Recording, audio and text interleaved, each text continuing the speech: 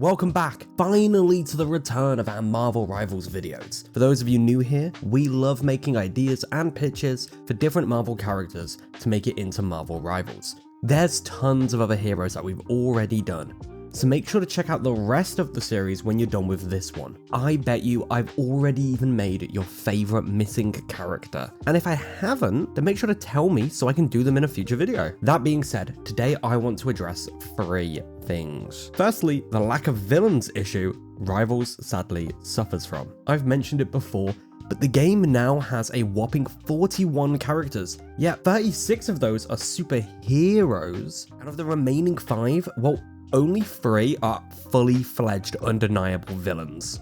And finally, one of my earliest videos was a 2-parter in which I created a Sinister Six for Marvel Rivals. And whilst I still believe that the kits created are fairly decent, for the most part anyway, I definitely think the video has already begun to age quite poorly compared to where the channel is now. So today, I challenged myself to create 4 more Spider-Man villain kits. So without having to make you guys wait any longer, let's dive into our first duelist of the video.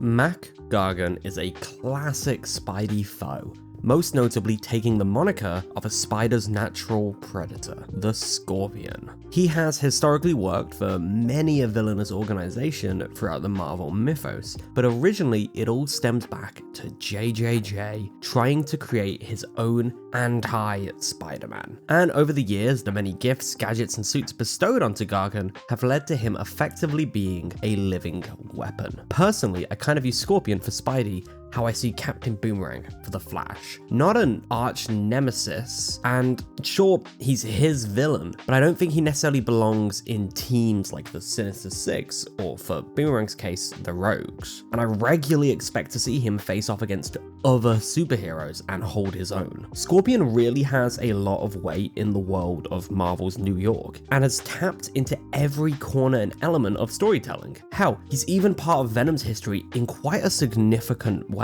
So what are Scorpion's powers and abilities? Well, he's strong, fast, and hard to kill for the most part. Beyond that, his suit gives him a prehensile tail and usually comes equipped with some kind of toxin or poison. And for how I think he should play, well, it definitely needs to center around that poison element.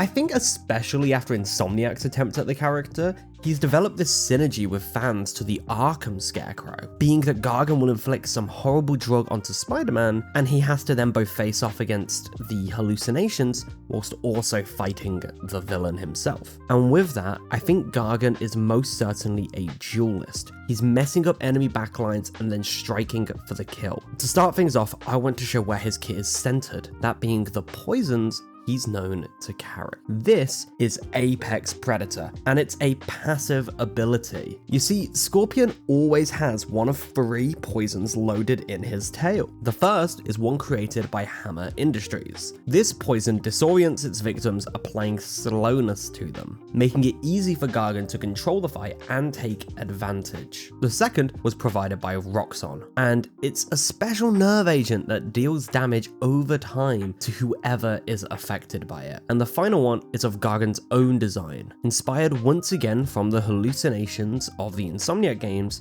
this poison removes a player's HUD, preventing them from seeing the kill feed, their cooldowns and ult meter, their own health, and whether other players are allies or foes. In addition, it causes them to occasionally hallucinate Scorpion appearing in different places on their screen. That second half I think is just a bit of fun, and maybe occasionally it will have them fire off thinking that he's there, but the main gimmick here is it removes their information feed about anything going on around them. All of these conditions are for limited times, of course, and if they are reapplied, their timer is reset, not stacked. So you can't stab them a bunch of times and have the amount of time the poison's there set to obscene numbers, but you can stab them again and reset the counter. That being said, you can stack the different poisonous effects if Scorpion is capable of hitting them with multiple different poisons. Now, to apply these, he's going to need a way to actually get close and use his tail. That's where the rest of his kit is going to come into play. Firstly, we have Claw Swipe, a fairly rapid set of melee swipes from Scorpion's claws. This would be low damage but incredibly high speed melee strikes. So the idea is you've got to land a bunch of these to do anything significant, but you're gonna get a fair few off.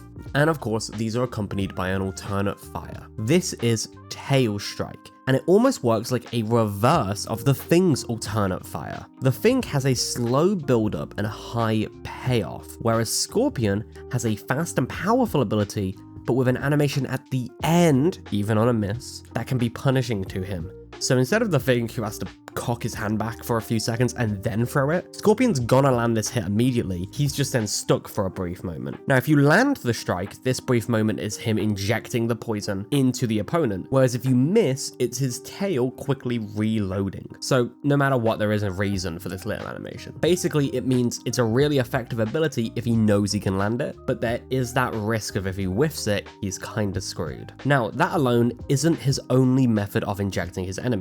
Scorpion, whilst not the character in name, is often considered one of the Spider Slayers, and that's where this comes in. Activating this ability has Gargan pounce forward. Hitting a surface such as a wall will have him immediately scale it, almost turning this into his mobility power as well. But if you hit an opponent with this, he will grab them and impale them with his poisonous tail, the grab sort of working like an Emma Frost grab. Finally, Gargan needs a way to shift through his equipped toxins, and that's where Toxin Shift fits in. Gargan always spawns in with his formula equipped, and the cycle he moves through them can be customized in the hero settings. As for how Toxin Shift works, activating it causes a fairly short reload animation that swaps out the poison equipped and then places the ability on a 1 or 2 second cooldown. Nothing to actually make you wait, but something that means you can't spam it in a fight. Like Cap Shield, for instance. And with this hunting mentality of loading and applying specialty poisons to then take advantage of what better an idea for an ability than triple threats. This has Gargan load into his tail all 3 poisons at once. This state lasts for a limited time that can be tracked via a meter on his HUD. This does also add 2 new features, however. Whenever Scorpion applies a poison using Tail Strike, then Spider Slayer's cooldown is reset. And whenever he applies a poison using Spider Slayer, the ultimate's timer is reset, effectively meaning if he constantly dashes about and keeps the enemies poisoned, his ultimate can last for an entire fight. Scorpion does have a history working for a bunch of corporations, and from that, he's learned the importance of a good team up. So I went ahead and made 2 just for him. The first is Antitoxins. This is a reference to Scorpion's history with both Venom and Anti-Venom, and activates when he and Venom are on a team. Basically, Eddie Brock, aka Venom, can apply Gargan's formula to their enemies whenever they use cellular corrosion. In addition, Venom is able to deal increased damage to all enemies afflicted with Gargan's formula, meaning not only does him using this new feature help him take down his opponents quicker, but it also means Scorpion now has the ability to tee up enemies for Venom to take down. The second is a reference to the Spider Friends, and it's the Spider Frenemies. This requires Penny or Punisher, one being a spider person and one being a Spider-Man foe turned ally, to team up with Scorpion. Whilst this team up is active, whenever Penny's nest is destroyed, it applies the Roxxon formula to nearby enemies, exploding in a plume of venom. In addition, Punisher can use the team up ability to load a special magazine into whatever gun he has equipped. After doing so, until he next reloads that gun, all the bullets from it apply Hammer's formula to enemies hit, meaning when he's shooting at the backlines, they find it harder to run away. And overall, I love Scorpion, and I think this kit somewhat does him justice. I would have liked maybe to lean more into some tail attack mechanics, or maybe some wall crawling outside of his mobility. But above those, I do think the poison makes for a more fun and dynamic kit, and stays more true to the modern interpretations of what Scorpion has become. That being said, I know a lot of people love this guy, and I would love to read in the comments what you would do instead. Would he even be a duelist? I don't know. All of that aside, why don't we have a look at another villain? And this time, let's make them a strategist. Martin Lee is a modern-day Spider-Man villain, and yet somehow has made his way into becoming an instant classic. From his first appearance to his video game adaptation to his rumored movie appearance, he has to be one of Spidey's most beloved foes. For those of you who don't know, he's basically another character in the Marvel Universe who taps into the Dark Force. In Martin's case, it turns him and the things he touches inverted, and then he can charge up energy in weapons or even mess with people's minds. The power set is a bit loose on what he can and can't do, but generally, he's always there for the visuals over anything else anyway. He also ran Feast, a homeless shelter that gave back to those in need, all while running his criminal empire on the side. And if that doesn't scream strategist, I don't know what does. The main elements I think need to work their way into his kit are firstly, his ability to invert things, to switch stuff up. Secondly, he's almost always depicted using a sword of some kind, so that's got to be present somewhere as well. And finally, I want a way to incorporate his Oni masks his goons wear in his gang. All that being said, let's take a look at what I've cooked up. When it comes to fighting and healing, Martin is one of those strategists whose primary fire does both. Negative charge can be tapped to burst out energy forwards, but if the trigger is held, it charges into an upgraded version. This charged version has a wider spread and further range. The charge doesn't exactly increase the stats of the attack much, but it does let negative heal or damage more people. I could also see this being mapped across different attack buttons instead of using a charge mechanic. I just think since it's effectively the same power, having them on one button prompt works just fine. I did mention his sword, however, and that comes in the form of his melee. But beyond that, it also has a unique feature. Thanks to his corrupted touch, whenever negative successfully attacks someone with his sword, he actually heals himself a small amount, draining the opponent's health. But if all he could do was blast energy and slice and dice, then he wouldn't be much of a character now, would he? So I present to you Demon Eyes. This has Martin Lee equip one of his Oni masks and then toss it forwards at a selected enemy. Enemies struck by these immediately don them, the mask floating in front of their face for other players to see.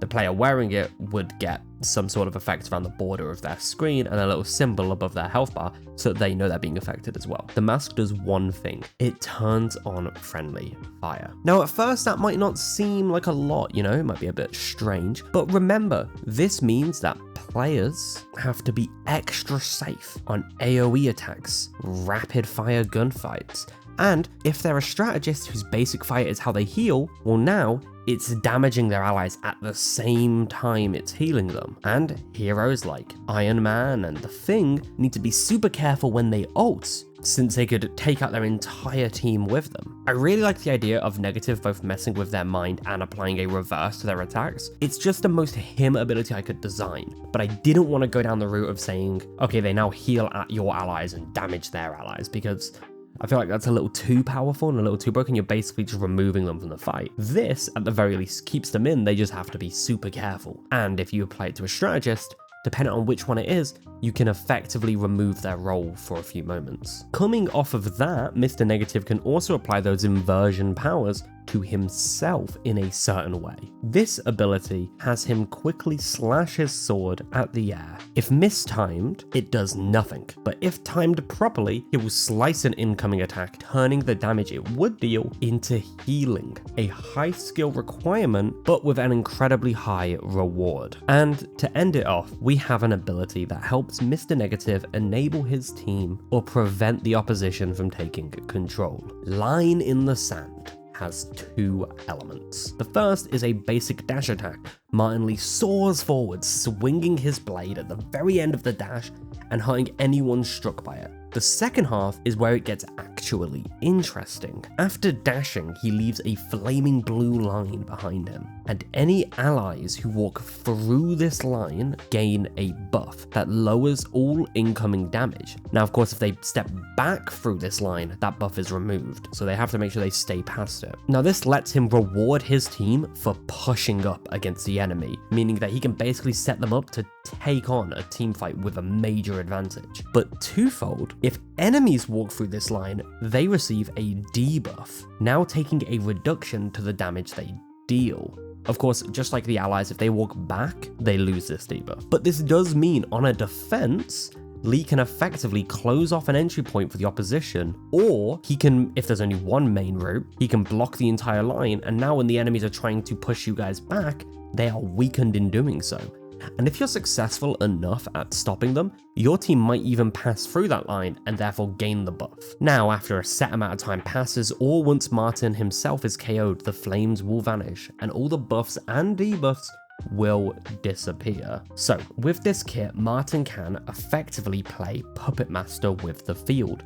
Using his sword to stay alive, he builds lines that control advantage on the field, whilst turning enemies against each other. And once his access to the Dark Force reaches its pinnacle, he summons the Negative Space. This was inspired by the imagery of when Martin turns the whole world negative and shows his inner demons. The idea is that centered on Martin, a radius turns negative or inverted, and behind Martin, a giant demon form is summoned. The inverted area would also have a flaming border with the exact same effects of line in the sand. Then, whenever Martin attacks, the demon behind him will, somewhat in sync, swing his claws for an additional devastating but slightly delayed attack. The key element to this ult's success is how it moves with Martin, so he can set it up and then keep the enemies within the ability's borders, effectively controlling their debuff. Now, I love swords, I really do, and Rivals has a fair few sword-toting characters in the game, but two of those sword-emphasized heroes don't actually get to use them. Magneto's base MVP animation has him make his sword, but beyond his melee attack, it never actually shows up, since it was a Season 0 team-up that isn't even in the game anymore. And as for Iron Fist, well, this version is the ex-Swordmaster.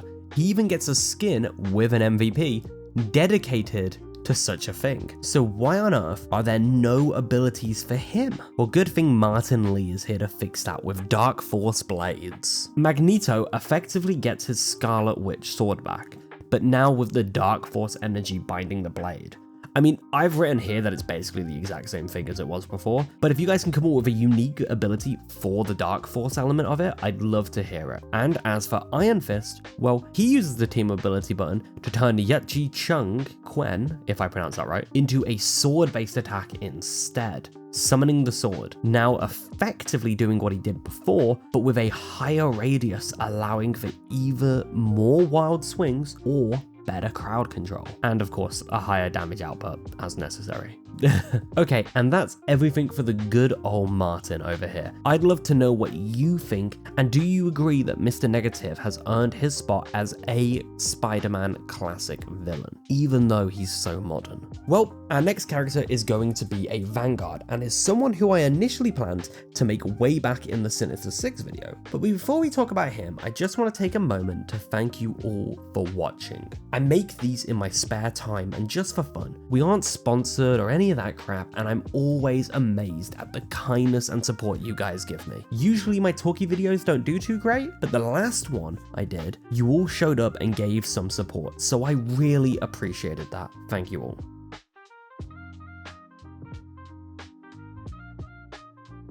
Alexei Sistovich is the epitome of thug turned villain. He was originally just another goon from the Mafia, whose early stories just had him as a jobber taking on the Spider. His only real element of power was his raw strength, but over the years, he has stolen the hearts of many a Marvel fan, becoming a prominent part of the Spider-Man mythos. Basically, he's a big guy who runs like a rhino. Not much really has changed there, but there's a beauty in that simplicity. Thanks to this simple nature, he's been able to neatly fit into a grand mixture of storylines. Whether that's working for the Sinister Six, fighting heroes like the Hulk, or even serving under Claw during an invasion of Wakanda. I could definitely see him having a plethora of team-ups inspired by these many encounters. A Hulk one to do with the fact that Rhino's powers come from gamma explosion could be a really cool way to implement that. Spoilers, I'm mentioning that here because I did not give it to him in the kit. When it comes to the question of how do you make the Rhino in a game like this, I think we really need to look not at what he can do, but what feelings and tropes should he evoke. And with Alexei, I think it's all about running into things and watching as they go boom. Most notably, his biggest weakness is Spidey last moment jumping out of the way as Rhino crashes into something that won't go boom. So maybe a lack of control is necessary in the kit as well. All of this culminated in a kit centered on a unique system I call momentum. This is a percentage gauge that represents the current advantage and control of a situation Rhino has. It also represents almost a stamina meter for him as well. As he uses his attacks and abilities, this percentage will go up over time. And then, as he uses certain abilities, it will lower. Most notably, he starts games with it at 0%, and when he is KO'd, it lowers by a massive 50%. That being said, if Rhino is up and about and his momentum is higher than 50%, he will move with an increased movement speed and attack faster to boot. Well, how does he attack? That's where Seismic Knuckles comes into play. Your basic run-of-the-mill melee punches, although Rhino does hit like a truck, quite literally. And each successful hit from this attack will build up an amount of momentum for him. If you're curious why I haven't put a percentage on that, then you're likely new here. That basically, we don't like to put exact numbers in these kits where it can be avoided. And that's because those are things that get balanced and shifted throughout the game's life, effectively making it pointless to throw them in here, as if I were to say 15% momentum now, in a season and a half the meta might be shifted in a way where that needs to be 20%, right?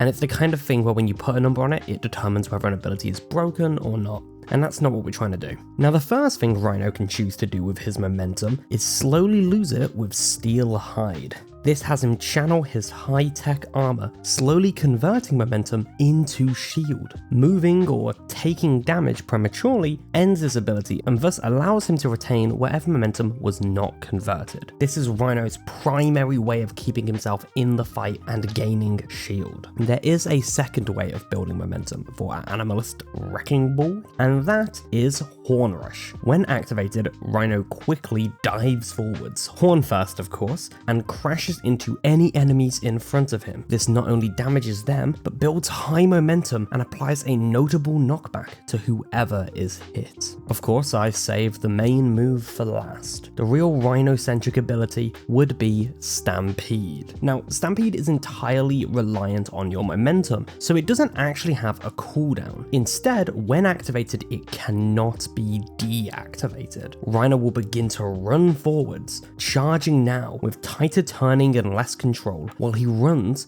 he will burn through his momentum meter, and any enemies or breakable walls and objects struck burn larger chunks of that momentum but are instantly destroyed. And of course, if he hits an enemy, then a notable chunk of damage is dealt to them and they gain the trampled condition. Enemies who are trampled cannot move or fly, nor can they use any movement type abilities. They can still shoot and use other abilities though, so it doesn't completely render them out of the fight like some of the other stun mechanics in the game. This would obviously only last for a few seconds. Also, if Rhino runs into a non-breakable wall, he ends his charge prematurely and keeps whatever momentum he doesn't use, but suffers from a brief stun. This is me trying to recreate that iconic Rhino charge we all know and love. And I even implemented that mechanic I mentioned where he basically, if he runs into something too powerful for himself, it stuns him and stops him. The idea from a player's perspective here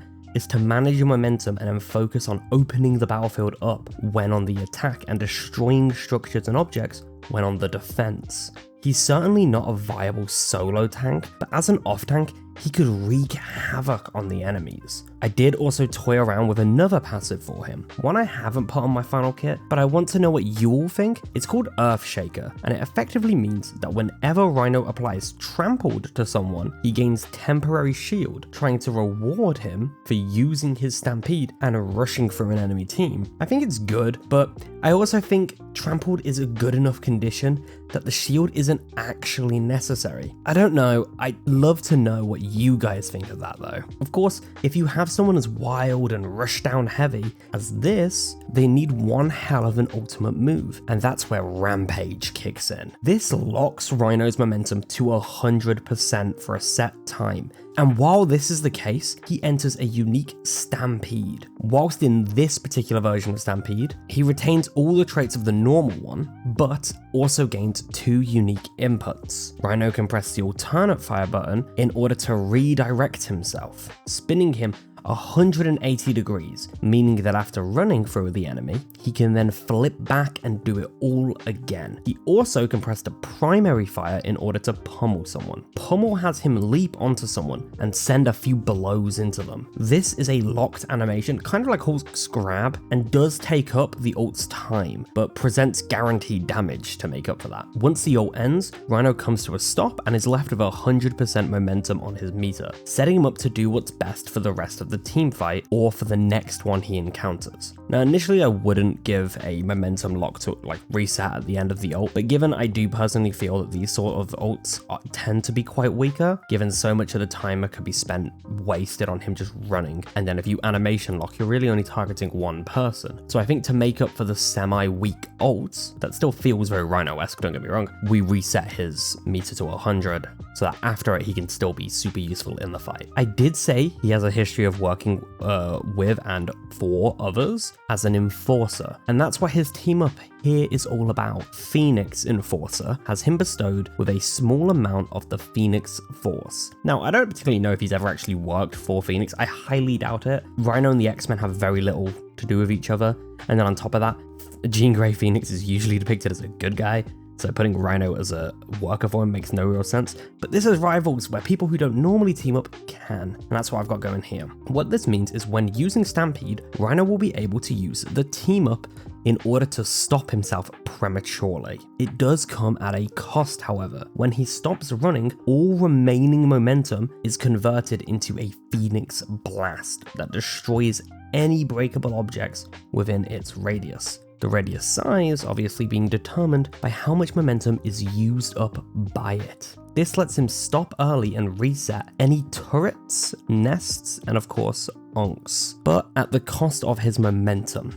Although Stampede would normally use all the momentum anyway, so it isn't necessarily a bad thing. And with that, we have one hell of a bruiser. I think this Rhino, whether good in a meta sense or not, definitely oozes the character at its core. It's all about rampaging and storming the enemies full force and with very little control. No care about where you end up so long as you hit someone on the way. Now I do have one last kit to talk about with you all today, and it's not quite as well known of a villain as everyone else I've spoken about. Obviously I've already made 6 of Spidey's greatest foes before this, and with what you've seen today, well, we've made another 3. So I thought, why not have fun for our final design? But before we do that, I do have another little thing to bring up. I love superheroes, and I love comic books, and with the ever-growing popularity of these IPs, I think it's a shame that the industry keeping them alive is regularly suffering. So, as I have done many a time before, I'm urging you all to visit your local comic book stores and pick up a comic book or 2. I'm not sponsored, but as always, I will link my favorite comic book store in the description and the channel. Anyway, onwards with the video. Frederick Myers is Boomerang. No, not that guy, that's Captain Boomerang. Freddy here is just Boomerang. Moving to America from Australia, Fred Myers was hired as what was effectively a hitman by the Secret Empire, an offshoot of Hydra. Don't worry about who they are, it's not important. And they built him the Boomerang suit. Now, he has been a member of the Sinister Six, kind of like every Spidey foe at this point. He's occasionally faced off against Spider-Man on the solo, and has teamed up with the Webhead himself once or twice. In fact, for a short time, he stopped being a Spider-Man villain and instead went and pestered Daredevil. I'm sure he loved it. As for how his gear works, well, he's effectively a boomerang version of Hawkeye. He's got trick boomerangs, brilliant aim, and generally good fighting skills. Really, I wanted to make a hero where the projectile returning was a workable mechanic. And then we make up for the fact that Hawkeye, without team-ups, has one trick arrow. Truly an insult to the character. I'm sorry guys. The characters in this game are brilliant, but Hawkeye's design kind of annoys me a little bit for how much they cut from who he is as a character. Oh, also, is it just me? Or does Boomerang look suspiciously like another jokey DC villain? Well, obviously we have to start off with his iconic Boomerang attacks. The first being his multi-rangs. These are a fast throwing projectile that, at the peak of their distance, fly back to Boomerang. They go through enemies, but not through walls. Boomerang can then press the swap weapon buttons to switch over to his Razor-rangs. The Razor-rangs are a slightly slower attack to use. The projectile still moves just as fast, however, he can only throw one at a time. And then he must manually recall that boomerang. This makes for good setup and timing, but it means it's less effective in a close-up fight. That being said, the Razorang would deal more damage than the multi-rangs, to make up for its slower speed. And that really is where the kit centers, throwing projectiles that either automatically or on command return to him. Those aren't the only boomerangs in his arsenal, however. No, he also has the Gasorang, a projectile he tosses out and explodes. When detonating, it leaves behind a temporary cloud of deadly gas that applies damage over time to foes inside of it. Now I imagine this being it explodes on impact, but he can also press the button again to detonate it while it's in the air. Kind of think how Invisible Woman's anti-air ball thing works, where she can prematurely explode it. And alongside this, he has another cooldown, the Gravarang. This boomerang, when thrown, will magnetize towards enemies with this sort of auto-aim type mechanic, aim correcting itself and dealing high damage. In addition to that, all flying enemies struck by this are grounded, and just like the normal boomerangs, the Gravarang returns to sender, meaning if you miss it at first, it might get him on the way back. And finally, in his abilities, Boomerang brings to the table the most game-changing element of his kit, the Boomer Relays. A small disc that can be thrown and attached to any surface. You see, the reason these boomerangs always return to Freddy is because his suit has a special device in it, calling them back. Well, that same signal is inside of these relays. And when a boomerang projectile returns, on the moment it goes from flying to returning, it will head to whichever is closer, the relay or Boomerang himself. This means you can set up right angle turns down corridors, or just extend the range of a boomerang with crafty placements of your relays. You can even use them to help target flying heroes, much like Moon Knight's Unks can be. Boomerang can have up to 2 relays on the map at any given time, and they have incredibly small health bars. I'm thinking along the lines of Penny's Mines, with fast cooldown to make up for it. Now, the final element to his kit comes in the form of his rocket boots. You see, whenever Boomerang double jumps, it activates liftoff, and he soars up into the air. I imagine this once again working like Moon Knight's double jump, the difference being he'd be able to have either 2 charges of it or a much shorter cooldown to make up for the lack of a glide mechanic or a grapple hook. Now, with this kit, we effectively have a wacky but useful build for tossing out strange projectiles the opponents can never predict the movement patterns of. And to top that off, Boomerang, thanks to some stolen pin particle tech, is able to hide a very special weapon of his own, what I call the Megarang. This is a giant bladed boomerang, and when activated, Boomer enters a stance, holding this in a throwing position. Whilst in the position, he can see a marked area in front of him. This is a circle depicting the predicted flight path of the Megarang. The first half of this is in a solid blue marking, but the second half is dotted. When thrown, the Megarang will follow the solid blue line, ignoring and phasing through any non-breakable walls in its way, and damaging all enemies and breakable objects it collides with. Mr.Negative. At the point where it hits the dotted line, the Megarang will either curve its way to Freddy or towards the nearest relay currently set up. This effectively allows Boomer to have his giant deadly boomerang fling itself to specifically set up locals in order to wipe out an enemy team. Now, for this guy, I unfortunately did not make any team up abilities, and that's because I want to leave that open to you guys. But if instead you want to go ahead and leave a whole character pitch, please feel free to. Tons of people on the channel seem to love doing that, and I don't see why you shouldn't as well. And with that, we're done for this one. I said before, but I'm now going to be making these once a month, aiming for weekly talkie videos whenever I don't do one of these. And we're aiming to get videos up on Fridays, hopefully. That being said, if you want to watch us talk about Superman and the future of the DCU, click the video on the left. Or if you want to see another Rivals video pitch, well then click the one on the right. And if you're all caught up on the channel, then just make sure you're subscribed. Thanks again everyone, and I'll see you all very soon.